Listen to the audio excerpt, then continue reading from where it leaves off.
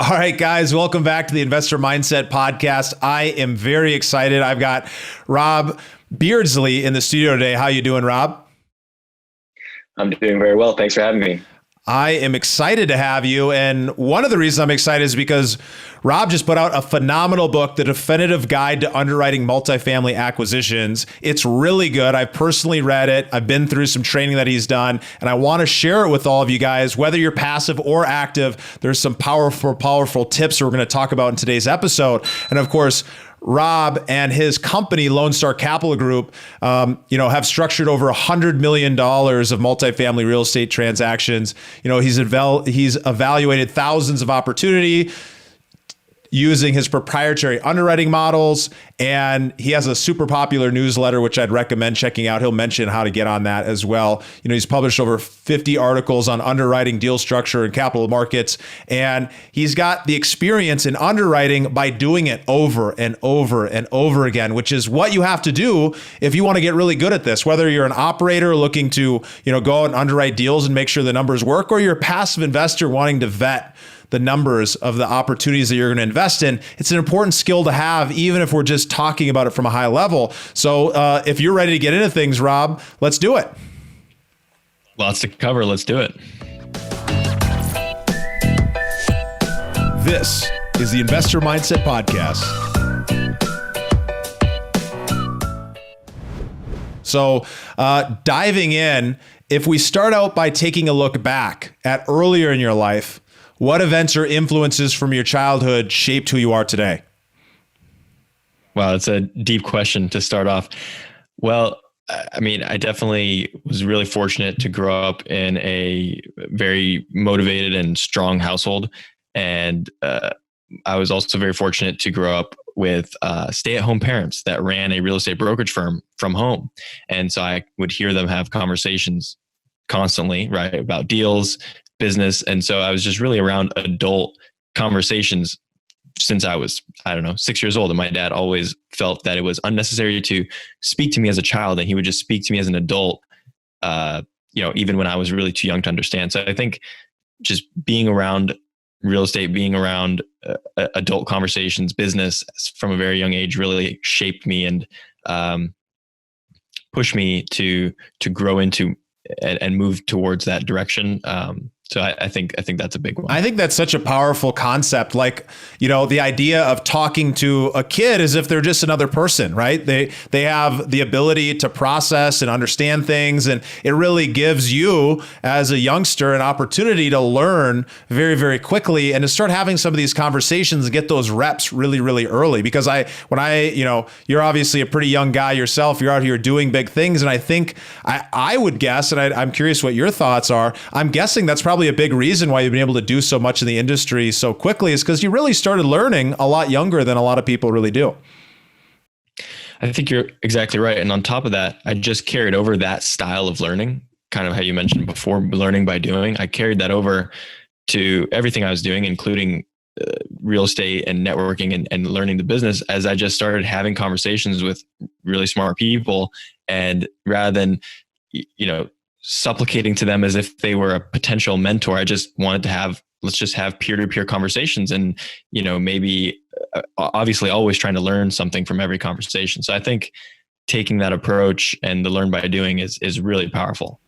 Yeah, that's such a good reminder. It's that energy that you bring to a conversation where you're not feeling like you're looking up to somebody. You're actually looking at them on an equal playing field where you're bringing value and they're bringing value to that conversation. And even if that person might have years of experience, you know that you're still bringing something, and you can bring that energy, to whatever kind of questions you might have. Exactly. Yep. So tell us a little bit about your background and your primary focus as an investor. Sure.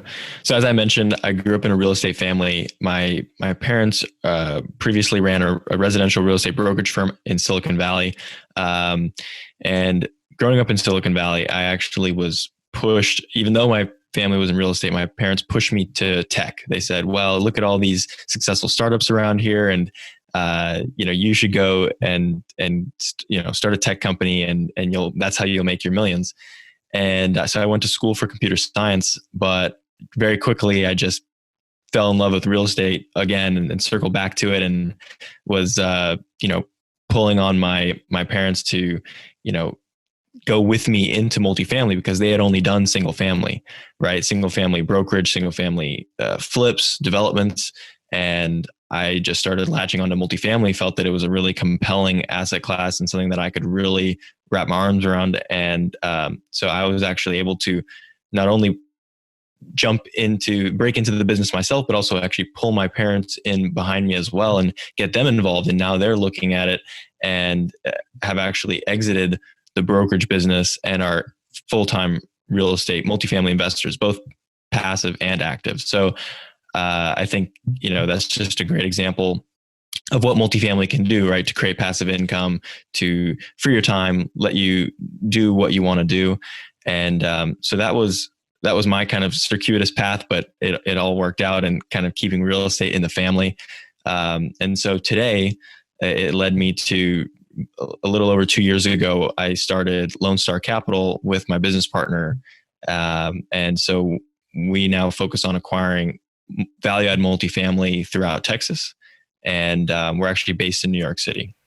Yeah, absolutely. I love the fact that you're teaching and introducing concepts to your parents. And I think, there's this whole dynamic when you're a young person and your parents, you've got these ideas and you want to be able to share them with them. And it's so cool to see when they're open, right? Because they're talking with you as if you're an adult when you're younger. And so they're as open to hearing these thoughts and ideas and kind of going down that path with you. And so that they can start taking advantage of the opportunities. So let's dive into the book, The Definitive Guide to Underwriting Multifamily Acquisitions. You've got a very, very detailed overview of all of the different pieces that go into a model. So if you're somebody who wants to learn about what goes into underwriting a multifamily deal, this is the book. This is the book. And I wouldn't say that unless it was the book.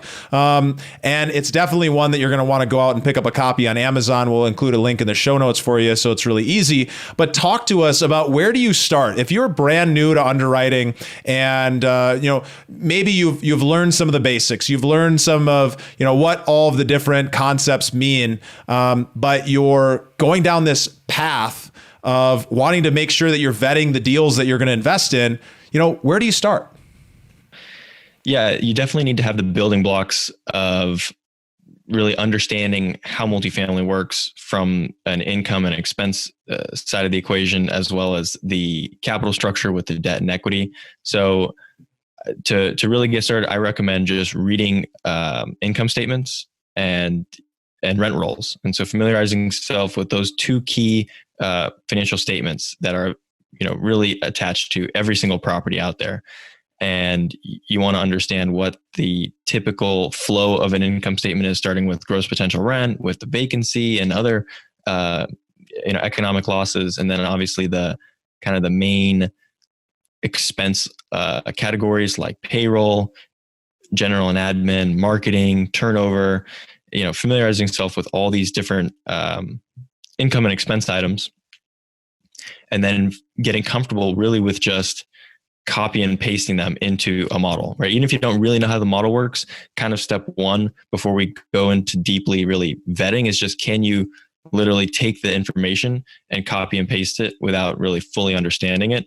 Because even just knowing how to do that will really show you a lot, because the danger is just looking at a model or looking at an investment presentation and just saying, this is the return, right? And not really looking at it for yourself. And so you'd be surprised that without even really tweaking assumptions and just taking numbers at face value, the return might be different than what you expected or what is shown. So that's really, in my opinion, step one is reading the financials and then being able to plug those as is numbers into any working model. Such an important point, because underwriting at the core is really diving in and understanding what are the financial numbers of this deal. And depending on what numbers you're taking and whether you're putting them into the model correctly, you're going to get, good data in, good data out, bad data in, bad data out. So I love this suggestion because, when you look at a financial model for the first time, or even if you looked at it 100 times, it's going to look like a foreign language when you're first starting out. But the more times you look at it and the more times that you take that information,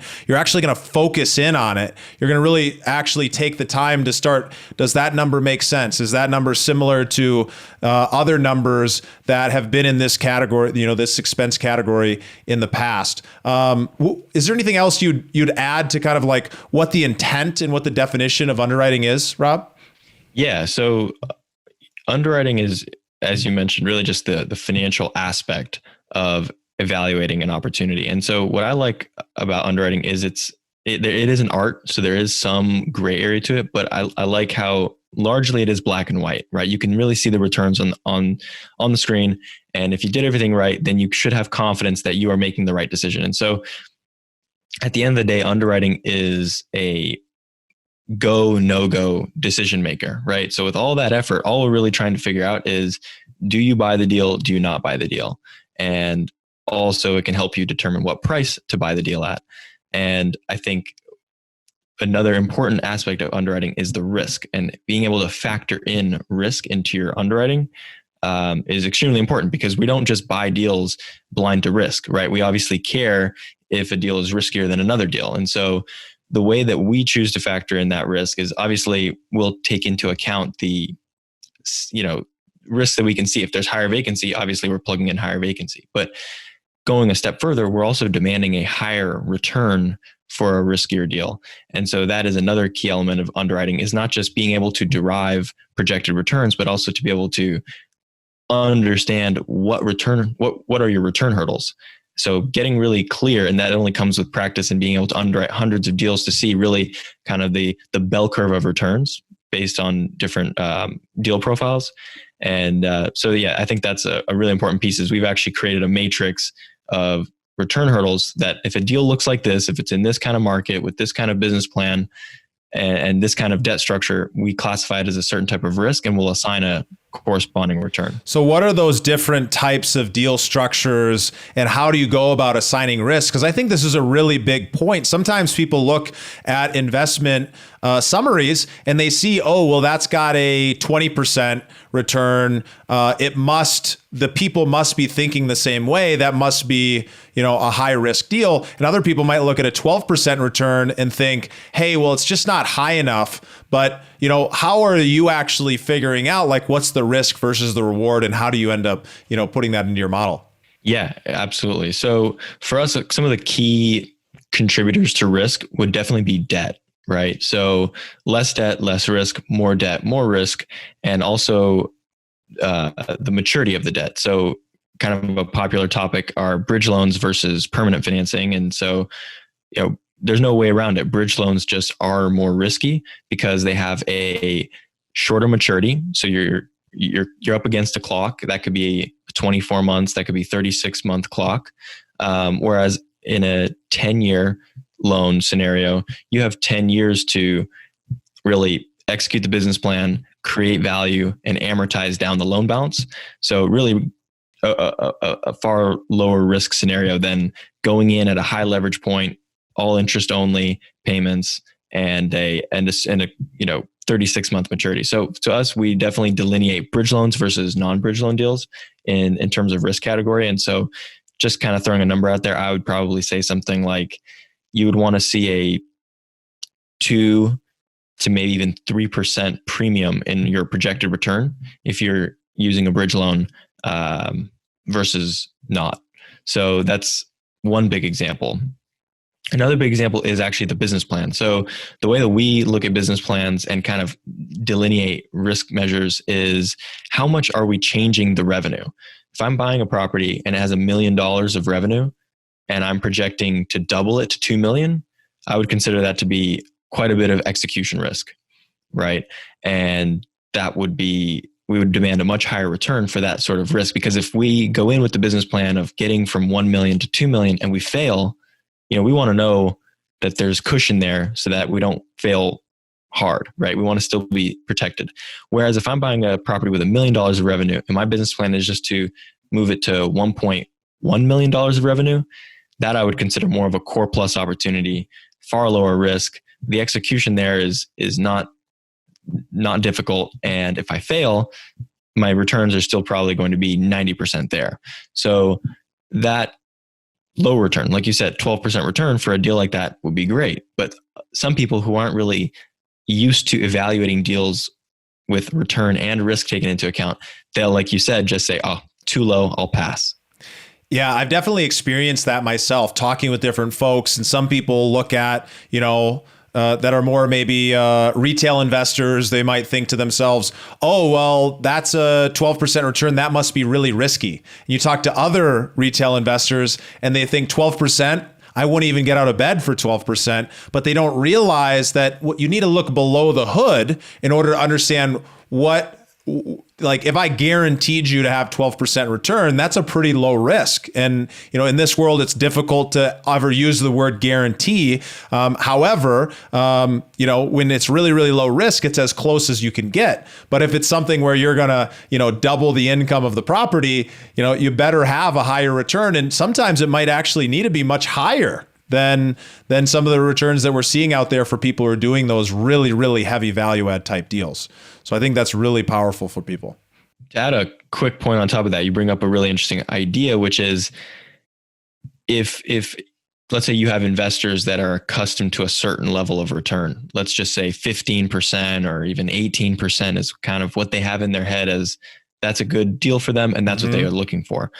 Well, like you said, what if I go after a really heavy value add that really should garner a 25% return just because of the level of risk I'm taking, but I'm paying a little bit too much or what have you. And so it's only an 18 or a 15, but my investors, since they're not really seeing the risk clearly, they don't really know the difference. They just see, oh, here's the next deal and it's a 15. Like always, it's a good deal, right? But it could be drastically different than the low risk 15 versus the high risk 15. So that's we would consider that a poor risk adjusted return. So we have to be cognizant again that the return corresponds with the risk. I think it's really important for operators to remember and keep this in mind that you need to protect your investors, right? So if you got a deal and they'll be happy with 15, but it's a really risky deal, you can't be offering that at 15. You need to find a way to make it work. But on the flip side, as an investor, you need to really get to understand what that risk is and not be afraid of taking a lower return if it's lower risk, if that does fit what you're looking to do, and just be cognizant of that. So super, super powerful. Let's talk a little bit about how important reserves are and how do you look at underwriting reserves in order to kind of balance the risk that you're looking at in a deal? Yeah, absolutely. So again, I'll bring this back to bridge loan versus permanent debt. And so our standard, if it's agency financing, right, let's just say fixed rate 10-year loan, I would consider that to be lower risk. We would go in with a 1 month of expenses and debt service. And that would be our reserve that we just are holding in the bank. If the deal conversely is a bridge loan, which means higher leverage, that means generally the business plan is higher risk. There's more CapEx involved. We might be going in at a higher vacancy. Then we're going to double that to 2 months. And again, that is just 2 months of operating expenses and debt service that is just as a reserve and is separate from an interest reserve, right? If the lender or we deem that there is actually anticipated shortfalls in order to be able to pay the mortgage, then there'll be an interest reserve, which is separate to this capital reserve that you're bringing up. And it's also separate to the CapEx contingency, right? Most of the time people will have, let's say, $1 million CapEx budget, and they may have a 5 or 10% of that budget as just a contingency for just in case. Yeah, really, really important for folks to look at the reserves. And if you're an operator, you want to be making sure you have enough money set aside because you don't know what could happen. And one of the ways that people lose out in real estate, the number one way that people lose out is because they can't afford to cover the debt service, right? People don't lose out because the economy goes down. People lose in real estate because they can't afford to pay their bills in the interim before the engine starts back up and you're able to continue flying at the same altitude that you were at before. So very, very important to keep an eye on that. If you're an operator, don't be afraid to be conservative and have a little bit extra on the sidelines so you can sleep at night no matter what happens. And if you're a passive investor, definitely look for that and ask your operators about some some of those questions. So when you're going into a deal, how do you look at coming up with the assumptions that you're going to use in your underwriting? And what kind of assumptions should people be aware of? Yeah, absolutely. So as I mentioned before, really that first step is just learning how to copy and paste, right? And just kind of getting the numbers out there and seeing what that does. But then really the next step, and really where the magic is being able to come up with accurate assumptions and that are defensible, right? And that's really the whole point of this, is to be able to actually support your numbers. And the way that we support our numbers is obviously through market data and other research, rent and sales comparables, and things like that. So, the biggest assumptions that you really want to make sure you get right are the pro forma rents, especially if it's a value add, right? If you're just buying a deal and you're going to keep the rents at the existing rent level, then you don't really need to spend a whole ton of time researching into those rents, because you're not really going after that sort of business plan. But if you have an idea of raising rents $100 or $150 through some sort of programmatic renovation, you need to really start comparing apples to apples. Find properties that are in a renovated condition that will match your renovated condition, and location needs to be similar, and so basically all the basics of rent comps. So need to make sure that your rent comps support your pro forma rents. That would be a really important one, because I always love to give this example of, you'd be amazed to see how much having your rents be off by $25 would do to your returns. Whereas if your CapEx budget is short by 100 or 200,000, that's going to have a nominal effect on a $10 million deal. But $25 rent difference, let's say 750 versus 775, totally change your deal completely. So smaller numbers there, but really important. Other big assumptions are, this is a pretty simple one, but it's just, you see it all the time, rent growth.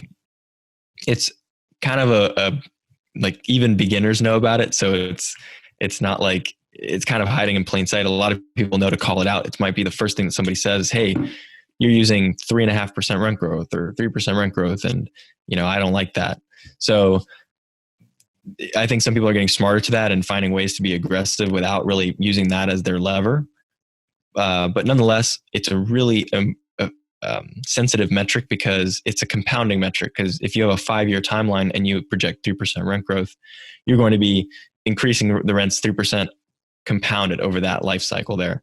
And then lastly, the most famous one is the exit cap rate. And the thing that's funny about exit cap rates is, when we start talking about them, people, they get kind of lost in the abstraction of it, because it's a 5.5 cap versus a 5.25 cap. And they don't really, they can kind of get lost from the reality of all an exit cap is doing is just telling you what you're selling at. So if you correspond your exit caps to just, hey, I'm selling for 20 million or I'm selling for 22 million, that puts it into a much clearer perspective, and you can kind of sanity check your numbers, I like to say. So we're always going back and forth and sanity checking. If we're using a 6% exit cap rate, what does that mean for our exit price? And is that supported by sales comps? Yeah, those are some really, really important things to remember. You brought up cap rate. And I think it's a really, really important thing that is easily overlooked. Everybody's got a different version of what they're believing cap rate to be. Talk to me a little bit about your view and how do you calculate cap rate? Yeah, cap rate is obviously a super important calculation. And so we take a really conservative approach to cap rates, and more importantly than just being conservative, but just trying to be as apples to apples as possible. So a cap rate, if you're not familiar, is simply just net operating income. So the income potential of the property, or the in-place income, divided by the purchase price. And then there are some slight variations there. But so we take that calculation and we build upon it to what we call an adjusted trailing cap rate. So when we're looking at purchasing a property that has existing income, which most properties have some existing income, we might want to improve upon it, but there's some baseline there. So what we'll do is we'll look at the in-place revenue, because revenue we can't change. That's money that's hitting the account every month, and that's just what the property is performing at. However, expenses are what get interesting, because a seller might be trying to sell me a property at a quote 8% cap rate, but that's because they self-manage the property. They don't take a management fee. They do a lot of the work themselves. And so they don't really have much payroll on the property. So before you know it, they have a 30% expense ratio and they can sell you a quote 8 cap. Problem is when you buy that deal and let's say you hire a third-party management company, your payroll is going to triple. You're going to be taking a management fee out of it. And before you know it, that 8 cap that you bought is actually a 5. So really, you don't care what the seller's expenses are. You care what your pro forma expenses are. So that's the first adjustment we make to the trailing cap rate is we'll take the in-place revenue because that is what it is.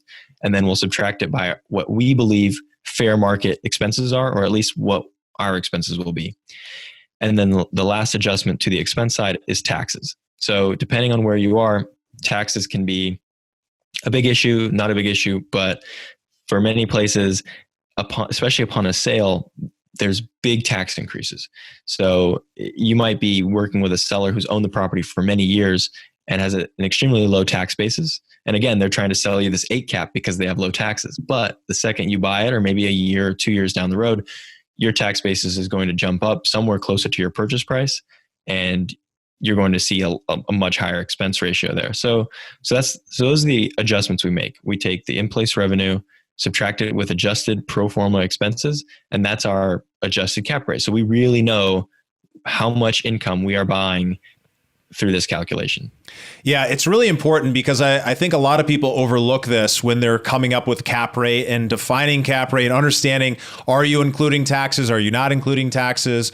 Are you looking in the future? Are you running it off of what it's currently, the current expenses are? All of these things are really, really critical. So make sure you guys are getting clear on that. No matter if you're an absolute expert and pro, people who've been doing this for many years will do it differently than someone else who's been doing it for many years. So I think that's such a great point where we've made it to the growth rapid fire round where the questions are quick, but your answers don't need to be. So tell me, success. How would you define success, and what is success to you?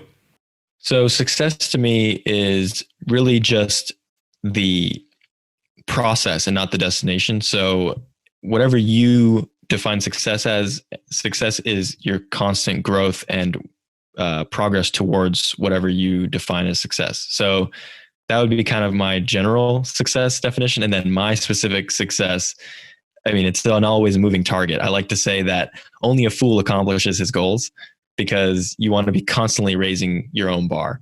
So, my goals today are, let's just say, for example, in the next 5 years, I want to get to $1 billion in AUM, right? But then who knows, maybe when I hit that in 5 years, or maybe it takes me longer, maybe it takes me 10 years, then I'll raise that bar to 10 million or something. So basically it's really not about the destination, because getting to the billion isn't going to feel that good. It's the constant process of working super hard to that goal, and getting to the billion is really the exciting part of success. It really is. I love that definition. And habits, what are some of your keystone habits, the things you do on a daily or weekly basis that have led you to that foundation of success? Yeah. So one of my big ones is journaling. And what I try to do is write my goals down every morning. Maybe it doesn't happen every morning, but if I really get my morning right, I will take a page in my notepad, and I will first take the first section and just write everything that I'm grateful for. And it just could be anything from really trivial stuff to obviously the biggest things that I have gratitude for, but it's just kind of a brain dump. And so the first piece is gratitude. Then the next piece are my goals. And these goals, I'm just honestly rewriting them every day because they change here and there, but a lot of them are just the same goals. And they're typically anywhere from 2 months out to 2 years out.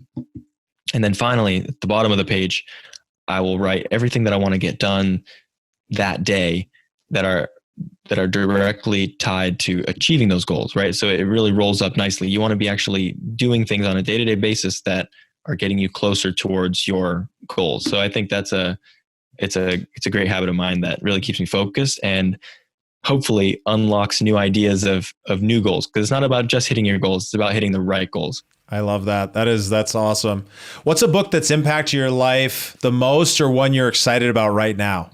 What I'm excited about right now. Well, I see Start With Why over there. I just reread Start With Why, and it's interesting because I love rereading books because especially if it's a good book, because it'll tell you something different based on where you're at in life. And so Start With Why today has been a really interesting experience, because when I read it the first time, I didn't have a business. And now that I run a business, Start With Why resonates with me in a totally different way, because now it's about, why are we doing the things we're doing? How do I motivate my employees? How do we, really send out a coherent message to our audiences to really paint the best picture about ourselves? So Start With Why has been a great one. Oh, that's awesome. It is such a good book, and it's great to reread them because, you get a different message every single time that you go through it, and it hits you right where it's supposed to right at that moment. So inspiration, what impact have mentors made on your life, and how do you recommend others go out and find great mentors?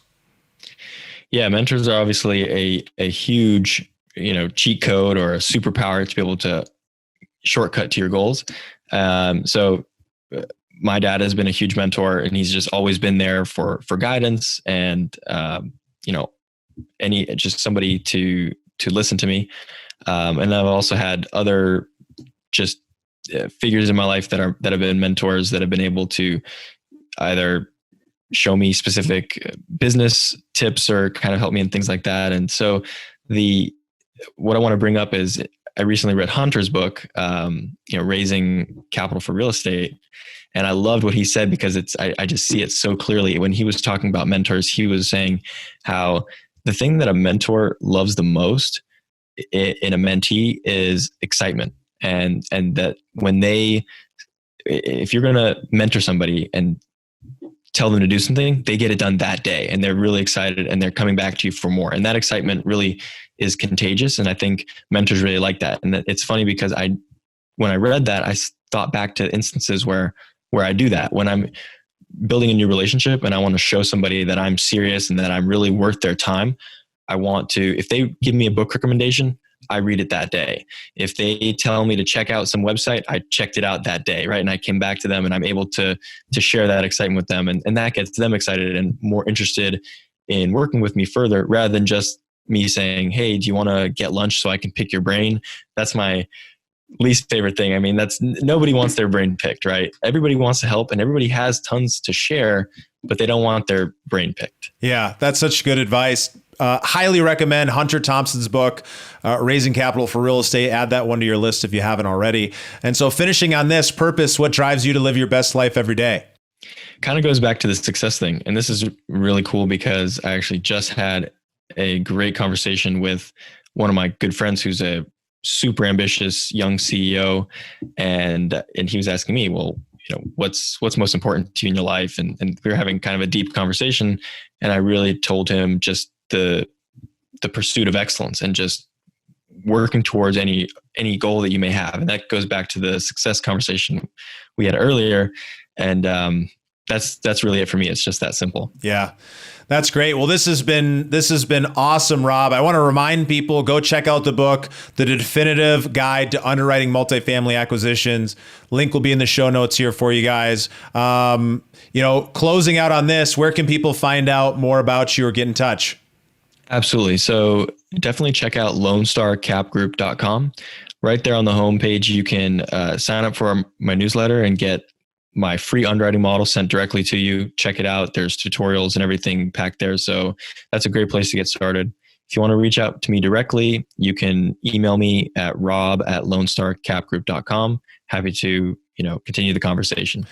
Wonderful, guys. Highly recommend that. You'll find all the information you need in the show notes. And I'll leave you guys, as I always leave you, with a reminder to live a life worth inspiring others. And you can do so today by applying some of these strategies, by going out and learning some skills that are going to make a difference in your life. They're going to make a difference in your family's life, and therefore can inspire other people to take that same action. And it starts to create a compounding effect. So go out and do some great today. Go out and apply this. And we'll see you guys next time. Thank you so very much. If you're an accredited investor and you're interested in learning more about our investment opportunities, the exact types of investments that I personally invest in, then head over to theinvestormindset.com/invest or send me an email at steven@vonfinch.com. That's VONFINCH.com. Thanks so much. Thank you for listening to the Investor Mindset Podcast. If you like what you heard, make sure to rate, review, subscribe, and share with a friend. Head over to theinvestormindset.com to join the Insider Club, where we share tools and strategies from the top investors and entrepreneurs on how to take it to the next level.